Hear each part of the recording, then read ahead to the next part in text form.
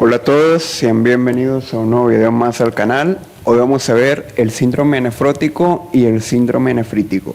Como saben, en la descripción tienen el desglose temático con el minuto exacto de cada tema.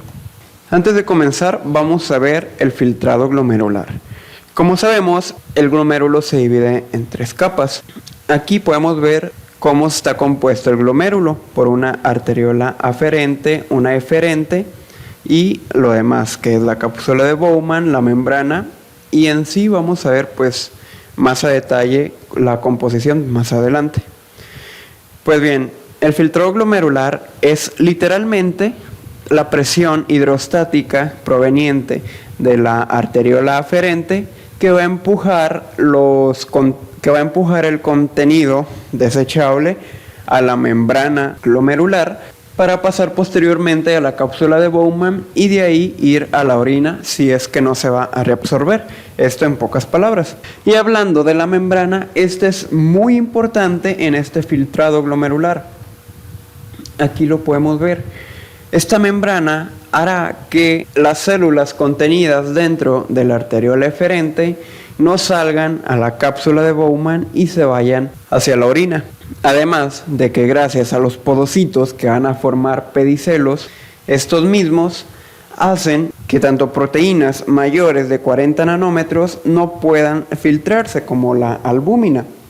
Y retomando la imagen, se puede observar la presencia de la cápsula de Bowman en su mayoría, el mesangio, los podocitos, el endotelio en este color azul y la membrana basal glomerular que está en medio del endotelio y de los podocitos.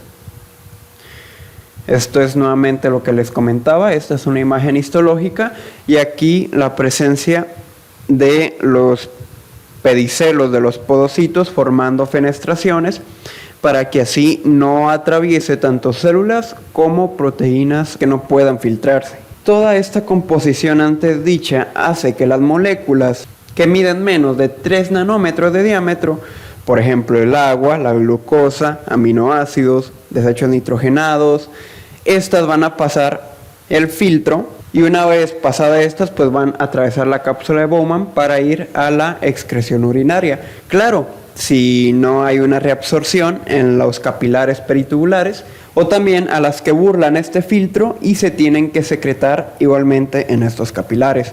En cambio, las que no pasan este filtro y no deben de secretarse van a permanecer en los vasos y se va a ir por la arteriola eferente. Como que compuestos dentro de la sangre van a permanecer dentro de esta, proteínas, por ejemplo la albúmina, eritrocitos y en sí más que nada pues proteínas. Proteínas hay muchas, hay proteínas estructurales, proteínas del complemento, proteínas de coagulación y que la membrana esté en función va a mantener la presión coloidal osmótica tanto dentro como fuera de los capilares y pues vamos a ver más adelante qué es lo que pasa cuando esta presión coloidal osmótica se ve alterada. Una vez mencionado lo anterior, vamos a continuar primero con el síndrome nefrótico. Como vimos, hay dos principales barreras, una causada por los podocitos y otra por la membrana glomerular. En este síndrome nefrótico va a estar alterado los podocitos, es decir, las proteínas que no podían pasar ahora van a poder pasar. Y pues para que las proteínas pasen influyen muchos aspectos. Por ejemplo, cuánto miden. Fisiológicamente las de mayores de 40 nanómetros no van a pasar, como ya les había comentado. Además de que esta membrana glomerular va a tener una carga negativa que va a repeler a las proteínas de carga negativa y así no filtrarla. Además de otros aspectos, pero en este caso solo estos dos no son de importancia. Entonces, como los podocitos están dañados en este síndrome, podríamos definirlo como la consecuencia del aumento de la permeabilidad para las proteínas y esta viene acompañada de alguna enfermedad glomerular cuando existe una alteración funcional o morfológica de esta barrera de filtración. La gran diferencia del nefrótico y del nefrítico es que el nefrítico va a permitir el paso de células eritrocitarias a la orina porque está dañada la membrana glomerular. En cambio aquí la membrana glomerular está bien, por eso es que no habrá presencia de hematuria o células eritrocitarias dentro de la orina. En cambio sí habrá una proteinuria. Y para considerarla una proteinuria nefrótica debe ser mayor de 3.5 gramos al día. Esto quiere decir que las proteínas no se van a estar reabsorbiendo si es que se filtraron a la orina. Entonces la orina va a contener muchas proteínas y con esto también va a tener la presencia de la albúmina, que si por ella fuera constituiría el 80% de toda la proteína plasmática. Luego vamos a ver la importancia de esta albúmina, pero pues esta albúmina no se va a poder reabsorber ni va a poder evadir esta barrera, por lo cual habrá una hipoalbuminemia, es decir, hemia presente dentro de los vasos sanguíneos y urea presente en la orina. Entonces habrá una hiperalbuminuria en la orina y una hipoalbuminemia dentro de los vasos sanguíneos. También una hiperlipidemia gracias al hígado y la presencia de un edema gracias al sistema de renina-angiotensina-aldosterona y la hormona antidiurética. La etiología de este síndrome se puede dividir en 3 categorías. Cuando es mediada por anticuerpos, puede ser gracias a un lupus eritematoso sistémico o a una glomerulopatía membranoproliferativa. También puede ser por una función glomerular anormal, por ejemplo, una podocitopatía, que los podocitos estén defectuosos. Y por último, también puede ser causa de una enfermedad metabólica, como la diabetes mellitus, amiloidosis y enfermedad de Fabry. Pero el 80% de los casos en adultos y niños se deben a una patología renal primaria. ¿Cuáles son estas? Aquí tenemos las glomerulonefritis primarias y acá las secundarias. La glomerulonefritis de cambios mínimos está presente tanto en niños como adultos. La esclerosante y la focal es mayor en adultos, al igual que la membranosa. Y también tenemos la membranoproliferativa, la mesangial por IgA, por la nefropatía por C1Q y por IgM. Y acá tenemos las secundarias por enfermedades sistémicas, por enfermedades metabólicas y genético-familiares, infecciosas, neoplasias por fármacos y otras. Ahora sí vamos a la fisiopatología de este síndrome. Aquí pues está la presencia de daño. Este puede ser en el endotelio, membrana basal glomerular o el epitelio y los podocitos. Este daño tendrá un impacto en el capilar glomerular, igualmente causando un daño que se verá reflejado en una alteración de la barrera. Esta, como recordamos, impide el paso masivo de proteínas y como está defectuosa, pues lo va a permitir. Estos son los factores de que las proteínas estén en la orina, como ya les comentaba, el cual es el tamaño, la carga eléctrica y el factor hemodinámico. Ahora vamos a desglosar toda esta fisiopatología con una sola imagen, iniciando de la hipoalbuminemia. Como les comenté, esta proteína albúmina puede estar presente en su mayoría de proteína total dentro de los vasos sanguíneos. Es una proteína sintetizada por el hígado y se define a la hipoalbuminemia la cantidad eliminada que no puede reponerse por el hígado, es decir, se elimina más por la orina que lo que se produce dentro del cuerpo. Por eso habrá una disminución de esta proteína. Al disminuir la proteína también va a disminuir la presión oncótica. Que disminuya la presión oncótica plasmática también va a ser un factor de edema porque pues la presión oncótica va a ser mayor en el intersticio que en el plasma, por lo cual las moléculas o los componentes, mayor que nada líquidos, va a pasar hacia el intersticio a formar un edema. Y tenemos dos teorías. La Vamos primero con el edema del infrallenado. Este es consecuente a una disminución del volumen circulante efectivo. Esta disminución va a activar al sistema renina-angiotensina-aldosterona. ¿Para qué? Para una retención de sodio. En cambio, va a disminuir el péptido natriurético. Sin embargo, va a aumentar la presencia de hormona antidiurética para mantener el agua. Esta retención nos hará aumentar el volumen, más sin embargo la presión oncótica va a seguir disminuida porque hay una hipoproteinemia. Entonces toda el agua reabsorbida va a irse directamente hacia el intersticio para formar el edema. En cambio, la teoría del sobrellenado se dice que es un defecto tubular.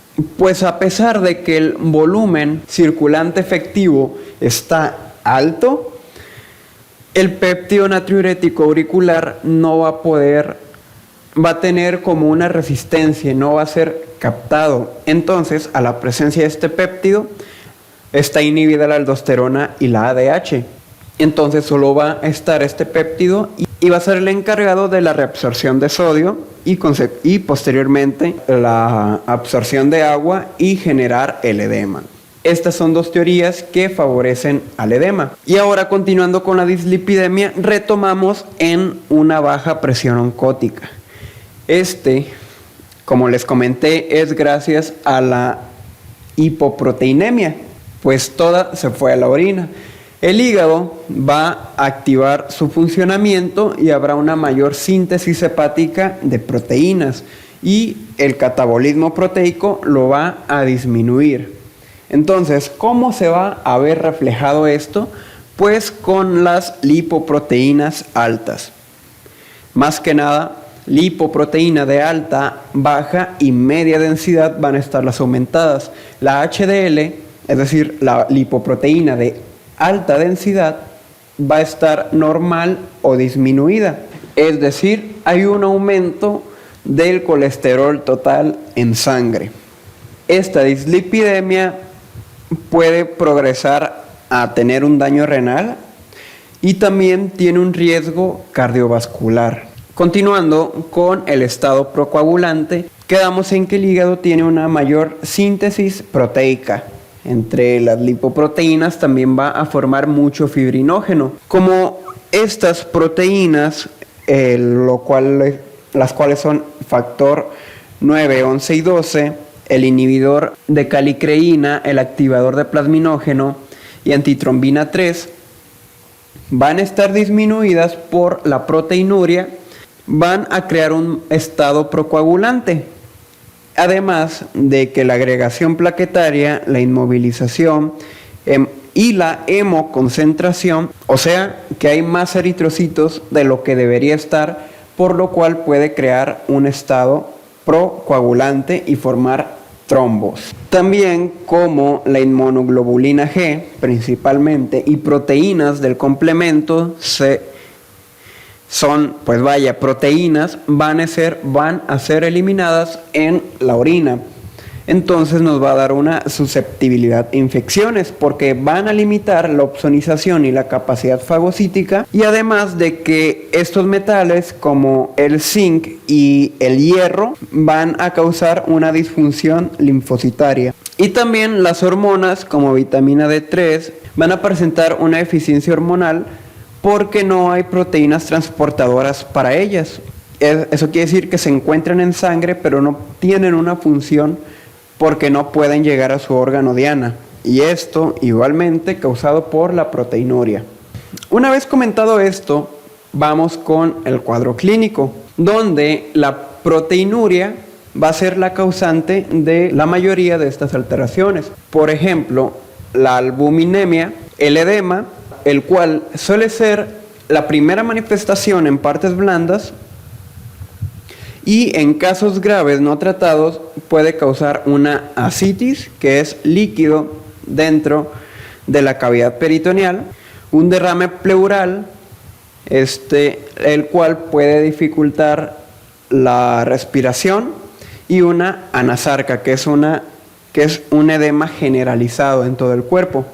hiperlipidemia. No es común que se presente hipertrigliceridemia y tampoco un descenso de las HDL. Cuando la hiperlipidemia es en exceso, puede pasar a una lipiduria, es decir, lípidos que traspasan la barrera y se van directamente a la orina y se manifiestan de cilindros grasos en el sedimento urinario.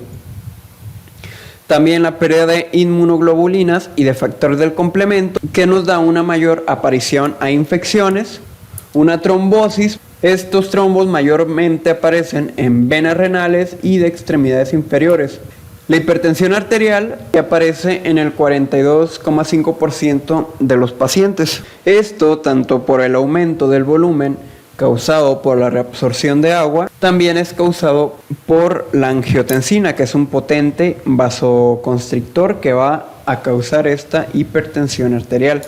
Y por último, esto puede progresar a una insuficiencia renal aguda en pacientes de edad avanzada. Para diagnosticar a un paciente con este síndrome nefrótico, primero hay que investigar la proteinuria, que es lo que va a diferenciar del nefrótico al nefrítico. Se hace una recolección de orina por 24 horas, donde la presencia de más de 3.5 gramos por una orina en más de 24 horas nos da este diagnóstico. También la hipoalbuminemia, la intensidad va a variar, pero el rasgo clínico es encontrar menos de 3.5 gramos por decilitro de albúmina.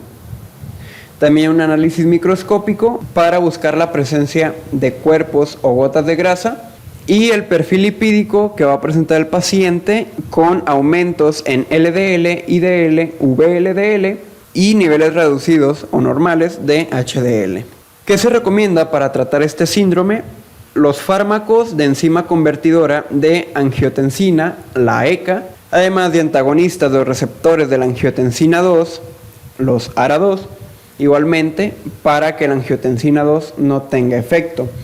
Diuréticos para tratar la hipertensión y disminuir la retención de líquidos y la inflamación de los tejidos, aunque pueden aumentar el riesgo de formar coágulos de sangre. ¿Por qué? Porque pues de por sí, dentro de los vasos no existe tanto líquido, hay mucha sangre. Puede que el líquido presente en la sangre disminuya, haciendo que la viscosidad eritrocitaria aumente. En una dieta, las cantidades normales de proteínas y de potasio, pero hay que bajar colesterol y sodio. También las estatinas, que van a ayudar a reducir el colesterol en sangre, y un tratamiento de la causa y tratamiento de las complicaciones si es que se llegan a dar. Continuamos con el síndrome nefrítico. Esta es una enfermedad que se caracteriza por la aparición de sangre en la orina, porque la membrana glomerular está defectuoso. Recordemos que en el síndrome nefrótico los podocitos eran los defectuosos. Entonces, ¿por qué se daña esta membrana? Mayormente por inmunocomplejos de antígeno-anticuerpo que llegan hacia esta zona y causan una inflamación, una glomerulonefritis, que es una inflamación del glomérulo. Va a alterar las fenestraciones de los capilares, por lo cual los eritrocitos van a pasar hacia la orina y esta membrana se va a engrosar. Otra característica de este síndrome es la hipertensión arterial, causada igualmente por el angiotensinógeno. También la oligoanuria, que es que el paciente orine menos de medio litro al día. Entonces no hay una eliminación de líquidos. Estos se van a retener y causar el edema. Y algunas veces se puede dar proteinuria.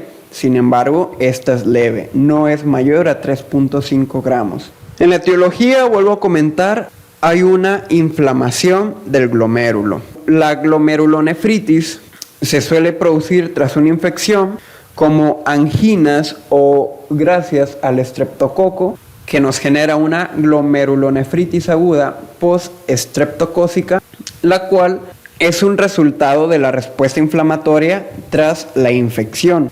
Esta no solamente es la etiología, también puede alterarse por el lupus eritematoso sistémico, la púrpura de Schoen-Henoch, la nefropatía por IgA, como vemos aquí. Puede haber una glomerulonefritis antimembrana basal glomerular, donde si hay una hemorragia pulmonar es síndrome de Gott-Pasteur, porque aquí estos anticuerpos no solo van a atacar los anti-MVG, sino también los antimembrana basal alveolar. Por eso la presencia de esta hemorragia. En cambio, cuando no hay una hemorragia, solo va a haber anticuerpos anti-MVG. Igual una glomerulonefritis de complejos inmunitarios por IgA u otras etiologías, y una glomerulonefritis por ANCA, que aquí podemos ver el diagnóstico diferencial de cada uno. Vámonos directo a la fisiopatología de esta enfermedad. Como la glomerulonefritis post-estreptocócica es la principal etiología, vamos a analizarla, donde tenemos una infección del estreptococo beta hemolítico. El paciente presenta faringoamigdalitis o infección cutánea. El antígeno soltado hacia esta bacteria va a soltar también un anticuerpo. Ambos van a formar inmunocomplejos circulantes que van a activar el complemento, que se va a ver reflejado como disminución de C3 en plasma, y se va a ir a los depósitos capilares glomerulares. Una vez aquí habrá la presencia de hematuria y de proteinuria. La inflamación de esta membrana va a disminuir la filtración glomerular, que se va a ver reflejada en la clínica como oliguria. Clínicamente se ve un aumento en urea plasmática y creatinina plasmática. ¿Por qué? Porque estos son desechos que se eliminan en la orina. Entonces, como no hay formación de orina, estos se van a retener en el plasma. A su vez, habrá una menor excreción de sodio. Entonces, empezará a retener el sodio dentro del cuerpo y se verá reflejado como una disminución de la excreción de sodio en orina. Todo esto se ve reflejado como una expansión del espacio extracelular, es decir, edemas, sobrecarga de volumen, hipertensión arterial. Laboratorialmente se ve como una renina plasmática disminuida y aldosterona plasmática disminuida. ¿Por qué? Porque el cuerpo no necesita retener el agua, como lo vimos anteriormente. Entonces aquí se va a presentar estos disminuidas porque ya hay una retención sin la presencia de estas hormonas. Repasando igualmente lo que les comentaba, hay una inflamación en el glomérulo, se ve reflejado un daño capilar, entonces hay una hematuria o cilindros, que es la presencia de eritrocitos en estos cilindros llamados cilindros hemáticos. Aquí, si encuentro, aquí les va a aparecer una imagen. La pérdida de la carga aniónica y el aumento del diámetro de los poros de la membrana se va a ver reflejado como una alteración en la permeabilidad y va a favorecer la proteinuria. La hipercelularidad glomerular, es decir, la mayor presencia de células blancas que causan la inflamación del glomérulo, pues vaya, presentes aquí, van a disminuir la filtración glomerular, además de que la contracción del mesangio también va a disminuir esta filtración. Entonces se va a retener sodio y agua, causando hipertensión y edema, y la disminución de la filtración va a causar una disminución en los mililitros excretados en la orina por día y una azoemia. Este síndrome lo vamos a dividir en agudo y crónico. El agudo, la mitad de las personas es asintomático. La presencia del edema mayormente es palpebral o facial, es decir, edema en los párpados, y es muy evidente gracias a que los párpados son muy laxos y cualquier infiltración hacia este se va a notar al instante. También puede llegar a extremidades inferiores, inclusive causar anasarca. Esto es gracias a la oliguria, es decir, la persona solamente orina medio litro al día, hace que haya una retención de líquidos, y igualmente por la proteinuria, que va a disminuir la presión oncótica dentro para favorecer que el líquido salga al espacio intersticial. También presencia de hematuria, ya sea micro o macro. Cuando es macro, la orina suele ser de color oscuro porque la bilirrubina es la causante de esta. Los componentes de la orina, por ejemplo la urea, hacen que el eritrocito se lise y suelte la bilirrubina para causar este color oscuro. La proteinuria suele ser leve, la hipertensión arterial es causada por la retención salina y la oliguria. Además, en pacientes de edad avanzada puede presentarse ataque del estado general, debilidad, fatiga, náuseas y vómito. Esto por la presencia de altas concentraciones de sal y la presencia de urea y creatinina en el sistema nervioso. En cambio, en el crónico, aquí puede haber edema e hipertensión arterial. Presenta mayormente hematuria macroscópica gracias a que los eritrocitos van a ser dismórficos. Proteinuria, oliguria, hipertensión, edema e insuficiencia renal, que puede ser desde una transitoria hasta una insuficiencia progresiva. Además, la proteinuria se ve reflejada como una orina espumosa. Para el diagnóstico se requiere la presencia de hematuria y dos componentes de los otros signos, ya sea hipertensión o edema, o proteinuria y oliguria. Suele haber una infección previa y una vez detectado este síndrome, se debe hacer un examen específico para determinar la causa. Un examen laboratorial nos va a dar resultados de anemia por la pérdida de eritrocitos, al igual leucocitosis leve por la presencia de estas células blancas en la glomerulonefritis, una retención de azoados, urea, creatinina en sangre, proteinuria variable y la hematuria. Mayormente los cilindros eritrocitarios son el diagnóstico definitivo de este síndrome. Aquí vemos un diagnóstico diferencial.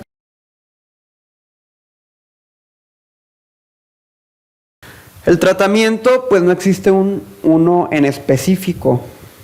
Sin embargo, se basa en controlar las alteraciones que esta enfermedad pueda traer. Se recomienda disminuir la sal. Puede haber un tratamiento con diuréticos y corticoides para disminuir la inflamación. Aquí vemos el diagnóstico diferencial del nefrótico y el nefrítico, donde el nefrítico es de inicio abrupto, el nefrótico es insidioso, gran presencia de hematuria en el nefrótico mayormente no hay.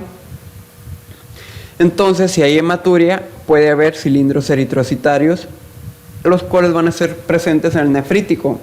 Y como no hay hematuria en el nefrótico, no hay cilindros eritrocitarios. La hipertensión va a estar aumentada en el nefrótico puede ser normal o alta. Presenta un edema y proteinuria leve. Y en el nefrítico y en el nefrótico es un edema y una proteinuria más avanzada. En el nefrítico el pulso venoso está aumentado, en el nefrótico puede estar normal e inclusive puede estar bajo. La albúmina en el nefrítico está normal o ligeramente baja, en cambio sí va a presentar albúmina sérica baja en el nefrótico. Eso ha sido todo, espero les haya gustado este video. Si es así, dejen un me gusta, dejen sus comentarios, dudas. Gracias por ver el video y nos vemos en un próximo.